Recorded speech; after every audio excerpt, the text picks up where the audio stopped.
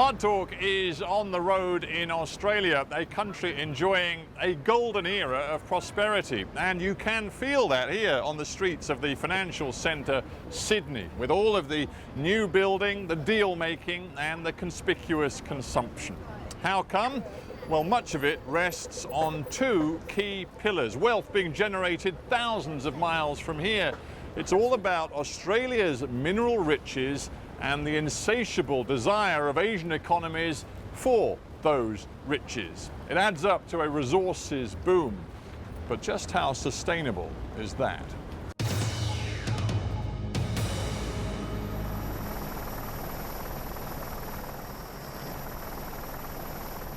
When it comes to mining, size definitely matters.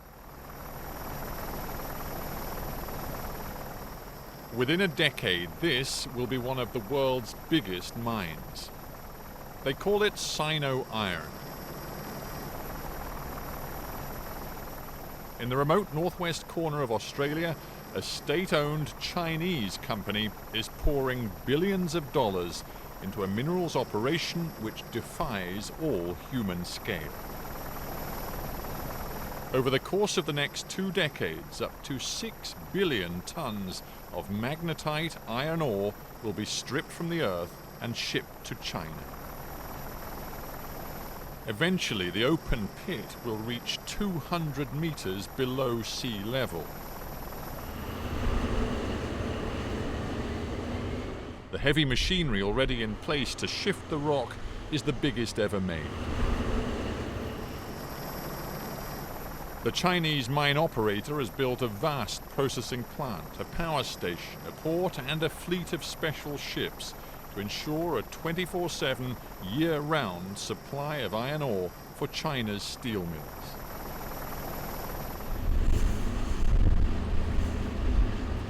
Here's graphic evidence of the degree to which China's economic power is reshaping Australia.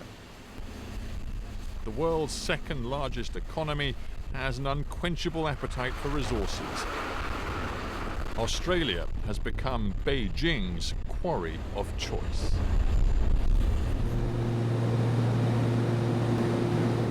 Western Australia is a vast territory. To enter mining country, you have to fly hundreds of miles into the bush. But this is no empty land. It has a long history.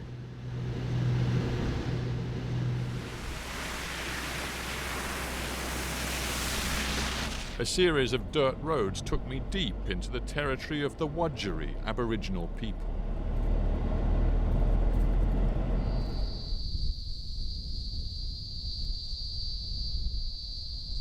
This is the Wurundjeri country, this is Walgana Rock. Colin Hamlet is an elder of the tribe. He wanted to show me his ancestral home, a land of songlines and sacred places. This is Walgana, for millennia a meeting place for Aboriginal peoples. Colin, tell me about this amazing piece of rock. This amazing piece of rock that shows you the emu's feet here. That's an emu's foot, is it? Yeah, there's two. We walk this way. Yeah. And there's a hand there. Up here. Yeah. And it keeps going. It keeps going all along. Is it, as we walk along it, is it actually telling a story, do you think? But if you can read the story, it's telling you a story. It tells you about travels, where people travelled and things like that, and where they stayed. Can you read it? Oh, some of it I can read, but I can't read it all.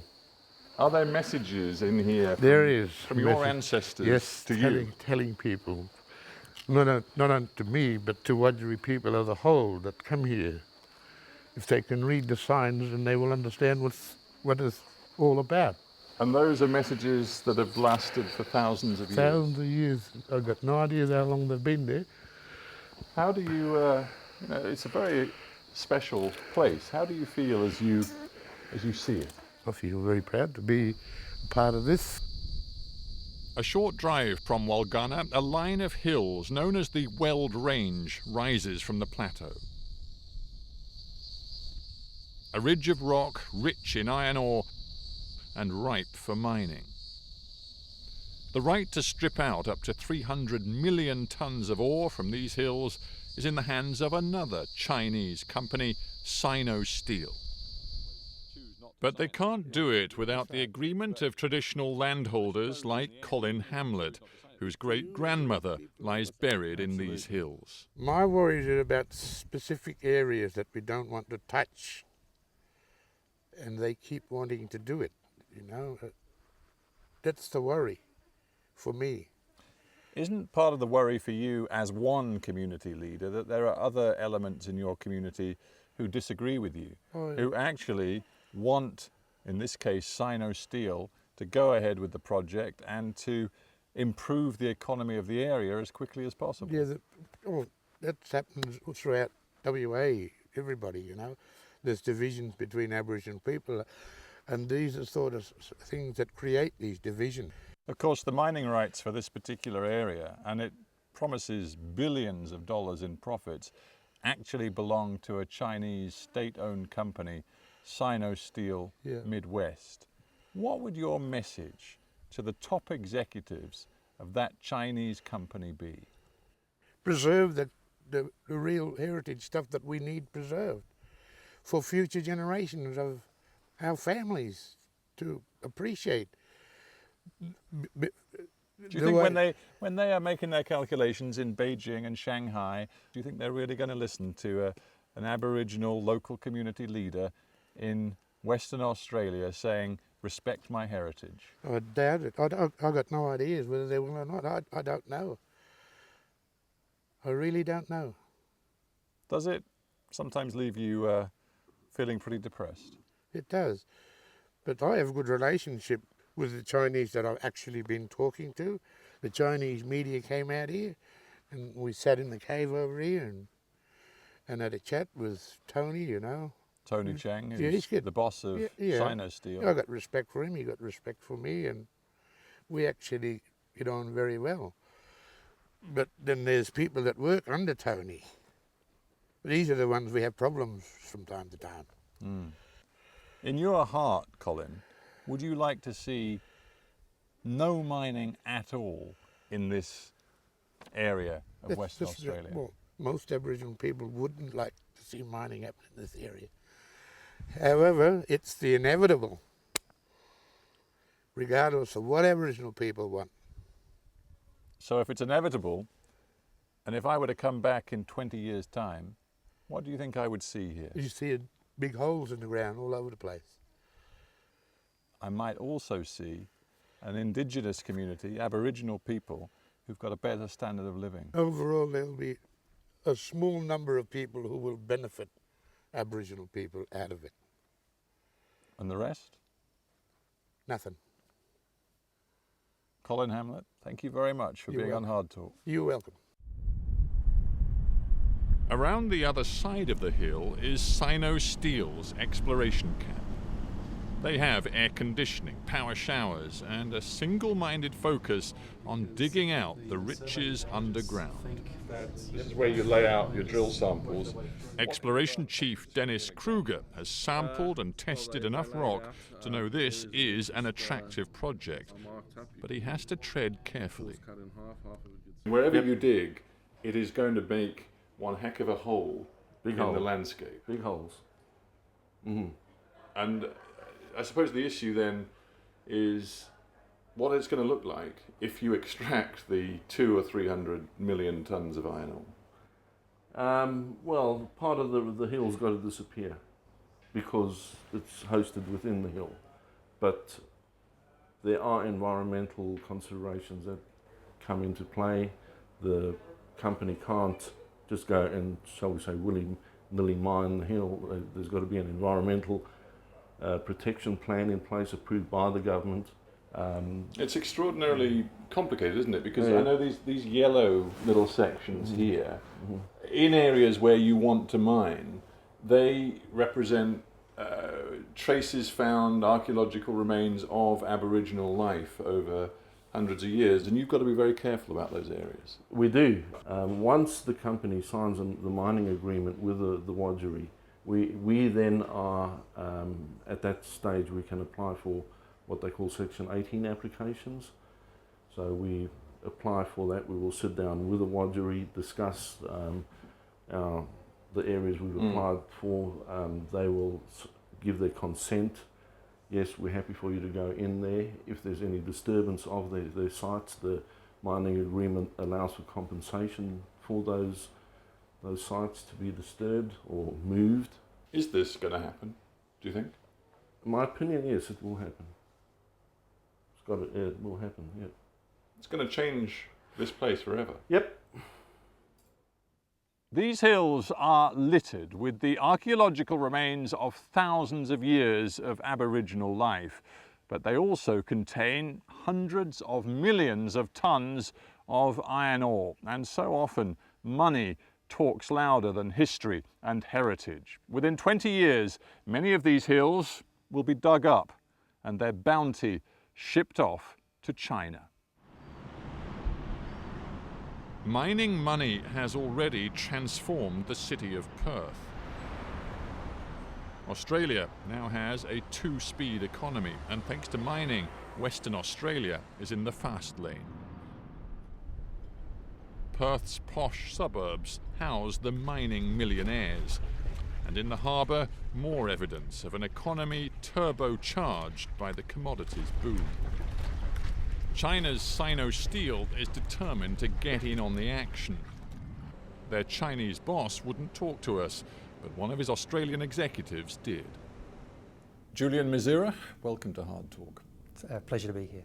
I have spoken to Colin Hamlet, who is one of the leaders of the Wajarri community. He's very worried. I mean, he's worried because there have been instances where you at Sino-Steel have made promises to him which he says have not been kept. Well, if you can quote some examples, I'd like to know where they are. Well, there's a couple of drill sites on the current exploration field, W6 and W20, where he says, he said to your company there were important sacred relics, historical, archaeological significant sites that he wanted to see left alone. A promise was given, but drill operations ultimately were conducted in those sites against his wishes. The examples I think you're referring to occurred some years ago. 2 years ago. Two and a half years ago. We've only just detected some of these things based on some recent activity where we've observed this. Was it a mistake? I mean, can you say to people like Colin Hamlet that won't happen again? Look, we have put processes in place now that we have put those processes in place in consultation with the Wajarri people. They're very comfortable in terms of how we operate in the area now. There is multiple safeguards in place now to ensure that we do not impact any areas of significance unless we have the consent of the Wajarri. Are you saying to me that in the end the Wajarri people have a right of veto when it comes to the way in which the Weld Range is mined? Under our current agreement with the Wajarri, that is correct. You work for a Chinese company, actually a company owned by the Chinese state, and I believe this is one of the first ventures in Australia which is entirely Chinese owned and operated. There are many Australians a little uncomfortable about that. Can you understand why? Look, I understand the argument and some of the concerns that have been raised. Sino-Steel is a state-owned enterprise. It's owned by the Chinese government. Your bosses, in effect, are in Beijing. Correct. And they don't give a hoot, let's be honest, about the Aboriginal culture of Australia. To be perfectly honest, I think you're absolutely wrong. We have very senior delegations from right across Sino-Steel Corporation. In fact, we had the president out here just 2 months ago who visited Weld Range amongst other areas. President Jha, the president of the company, is intimately concerned with our environmental impact, the health and safety of our employees, and the heritage issues that we face as challenges. Are intimately aware and are absolutely committed to making sure that we do this right.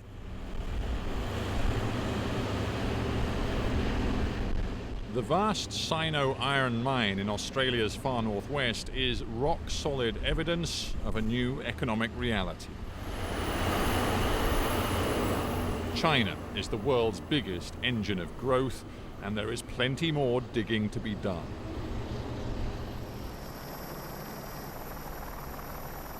This swathe of untouched territory in the Pilbara region is said to contain 160 billion tonnes of magnetite iron ore. The mining rights belong to one Australian billionaire who says when it comes to this mining boom, you ain't seen nothing yet. Clive Palmer, welcome to Hard Talk. Thanks a lot. For the last decade, Australia has been in the middle of an extraordinary commodities boom. Do you see any end to it? What it's about really is that 400 million Chinese moved from the countryside to the city because they wanted a better lifestyle. The government wanted to give them a better lifestyle and they wanted to have a better life for their children. If we look at the 5-year plans of the Chinese Communist Party, we see right up to 2030, another 350 million additional Chinese are moving from the countryside to the city to become a middle class. And that's a metal intensive period. You need more houses, you need more toilets, you need more piping, and that's as many people as there are in North America who are maybe moving out of the cities into the trailer parks, people say. So from the get-go, you have tied your fate and maybe your country's fate to what's happening in China. Well, changes to the marketplace, changes to the world. We've seen those changes take place with the last financial crisis. Most of the world's capital now that's available for large project developments above $5 or $6 billion resides in the People's Republic of China. If I go to London, I won't be able to raise that much money. If I go to New York, the banks haven't got it. And yet they're the people that have got the demand that need the resources. Australia's got the resources, and the other people also have the resources. Fortunately, geographically, we're closest. The enormity of your wealth is almost beyond my imagination, because you've only just begun to almost literally scratch the surface of that. You're already a dollar billionaire. Some people reckon you're already Australia's 5th wealthiest individual. So how far can this go? Well, certainly the banks and other people never calculate the wealth of tonnes in the ground. They look at tonnes being extracted and the revenue being earned when they look at your wealth. But certainly as far as tonnes in the ground, we've got an enormous amount of coal and iron ore. In the Gailey Basin in Queensland, the estimates, we've got nearly 100 billion tonnes of thermal coal. We're developing the first billion tonnes with the Chinese at the moment. I mean, they talk about the Russian oligarchs. Yeah. It seems to me you sit here in Australia as an Aussie oligarch. Well, hopefully I'm a nicer guy than that. And hopefully what our wealth and what we can get, we put to good purposes for the community. And in Western Australia, we've got a $100 million trust set up for Aboriginals and for medical health. And this year we donated $6 million to the Duke of Edinburgh Awards for Australian youth. We run a soccer team. So I don't see me having very much wealth at all. If God gives you a job on earth, gives you the access, ability to control a lot of wealth, you've got to use it for the benefit of the country and the people that in the community, I think.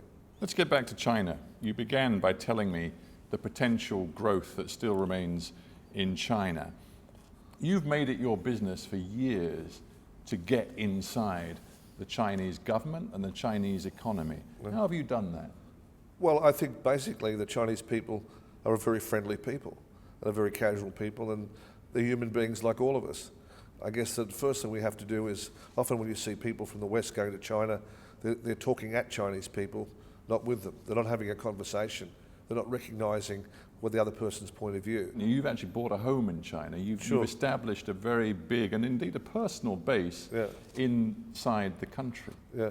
Well, I certainly love the Chinese people and what they've achieved. Well, you love their money. Yeah, no, I love what you don't. I mean, you're politically in Australia. You're known as as a man of the right. Yeah. You rail against socialism, and here you're saying to me you love China and the Chinese people. Sure. You just want their money. You don't like their political system one little bit. We're at different stages of development. You're doing deals with the Chinese which have them come in with the billions of dollars to build railways, to build port infrastructure, and to sign on to taking all of your coal and iron ore for 20 or 30 years. And what that does is give us $4 or $5 billion of exports for Australia. It helps our balance of payment, supports the dollar, and creates tremendous employment. So all of those things are positive for our country. You do use your wealth, don't you, to try to wield some political power in Australia? Well, I've always been interested in politics before I got any money, really. I used to work at the National Party. I was the state director of the, when Sir Jokey Peterson was Premier, I was the state director of the party spokesman. So. But do you think it sits easily with Australians that here you are, one of the richest men in the country, and you can, as you did, give $700,000 direct to the Liberal Party to help them fight the recent general election? You and many other miners clubbed together to give more than $20 million to the anti-super tax campaign. You're basically, in some ways, distorting the way in which Australian politics works with your mining money. Well, if you look at how much money the Labor Party had from the unions, you'd see they had nearly 3 times that amount of money. And the reason that we gave that was because we think in democracy you need to have a level playing field so that all views can be heard. And even people who've got billions of dollars that are citizens of the country are entitled to have their views heard too. So just because I'm wealthy doesn't mean I don't think. No, but it doesn't mean I haven't got the right to be heard. It raises some serious questions. Kevin Rudd, who felt the brunt of your political money, he called the big mining interests, quote, big, muscly, and from time to time, ugly. Well, I'd have to agree about the second part about last big ugly. I've never been very attractive. I'm not sure that's the point he was making. I don't know whether I'm very muscly. Actually, I'm probably quite the opposite. But look, I feel sorry for Kevin Rudd in that context. You know, he was a casualty of his own policy. He was in political life. He came out with a policy. The community decided they didn't want it, and he was dumped by the Labor Party. But the point is, you talk about the potential you've got as a coal producer to send 20, 30 million tonnes a year to China. You don't have to dig that coal out of the ground. There are many people who would say the best thing to do with that fossil fuel is to leave it in the ground. It's the only way we can even get close to doing what the scientists say we have to do to control the warming of our planet. Well, I don't think that would make much of a difference. The coal would still be got from some other mine on the planet for those particular power stations that need it in China. And well, that's just avoiding any sort of responsibility at all. But let me say secondly, but the reason that we dig out the coal is because it'll provide 7,000 jobs for unemployed Australians, that project in particular. And that'll provide happier Christmases for their children and their family than they'd otherwise have. Now, I don't know if you've ever been unemployed. I have. And I've had kids who've been unemployed, not being able to afford to buy them a Christmas present. It's a pretty sad situation. But I do think it's important that we have the development in Australia, that we have socially, we have people that can have the opportunity to support their families. And that's all we're trying to do. I just wonder whether your vision for Australia is a truly sustainable vision. I don't know, but all I can tell you is that, you know, you can only sleep in one bed, you can only eat one meal a day, and if you're smart, you'll only have one woman in your life. and that's my life at the moment. It doesn't matter whether I've got $10 billion or I've got $10. That's how I live. And it really, you know, after having about $5 or $10 million, to have anything more than that in your life is too much. You know? And I don't look at it as my property or my inheritance. I look at it as a trust that God set up for the people of this country, and I'm just administering it while I'm here on earth. Clive Palmer, thank you very much indeed for being on Hard Talk. It's been a pleasure. All the best. Thank you very much, Clive. Yeah.